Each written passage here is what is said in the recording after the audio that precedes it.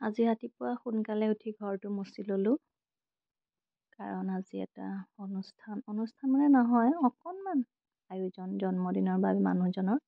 ইফালে ল'ৰা সাৰ পালে সি নিজেই কাপোৰ পিন্ধি আছে আৰু মায়ে প্ৰসাদ তিয়াই থৈ দিছে, নাৰিকল দা গুচাই থৈছে। মানুহজনৰ জন্মদিনৰ কাৰণে এখন শৰাই দিব ঘৰতে। তাৰপিছত গা পা ধুই আহি আমি ল'ৰাই মই চাহ খালোঁ, পানী পিঠা বনাইছিলোঁ আজি।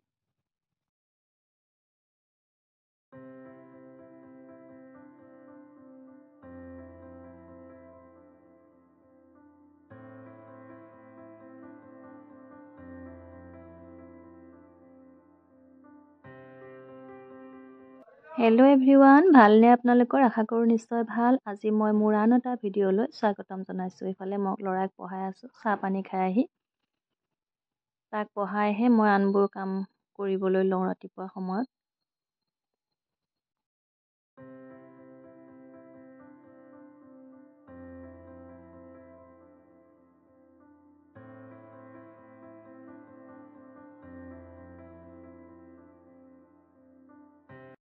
তাক অকণমান পঢ়াই ল'লোঁ, মই মোৰ কামত গ'লোঁ আৰু সি গ'ল খেলিবলৈ। সেইটো বোলে সি পুখুৰী বনাইছে, তাত মাছ জীয়াব। কি যে খেল খেলে। ইফালে মায়ে নাৰিকল, বুট এইবোৰ ঠিক কৰিছে আৰু মই পায়স অলপ বনাম, তাৰ কাৰণে এইখিনি জহা চাউল তিয়াই থ'লোঁ আৰু মায়ে ফল মূলখিনিও ঠিক কৰি আছে। শৰাই দিবলৈ আঙুৰ, আপেল, কমলা এইবোৰ আনিছিল, বঙালী বগৰী, কল এইবোৰ মায়ে যা যোগাৰ কৰি ল'লে শৰাইখনত দিবলৈ।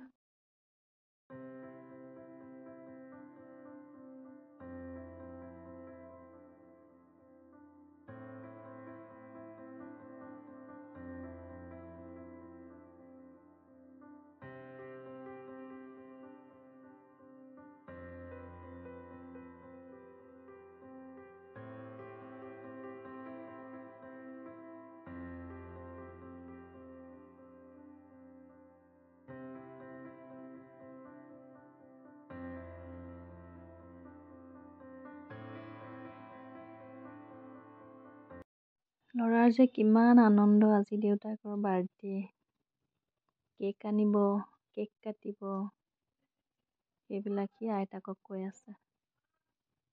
আৰু দেউতাক নাই বাৰু ঘৰত আজি, মানে বাৰ্থডে পিছদিনাখনহে দেউতাক আহি পাব।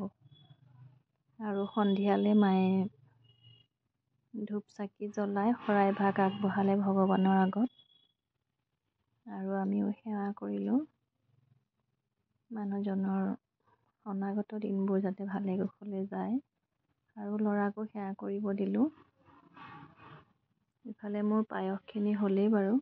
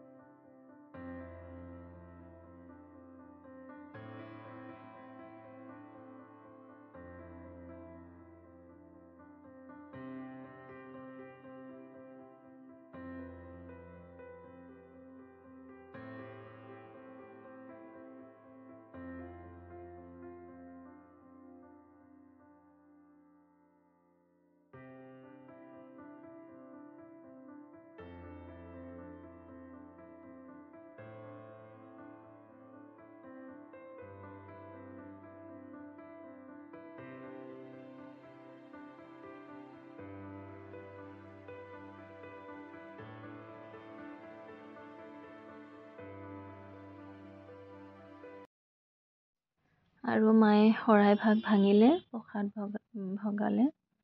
আৰু ওচৰৰ 2-এজন মানুহ আহিছিলে, তেওঁলোককো প্ৰসাদ দিলে। আৰু মই দুটামান লুচি বনালোঁ, পায়সৰ লগত তেনেকৈ দিয়া হ'ল প্ৰসাদৰ লগত।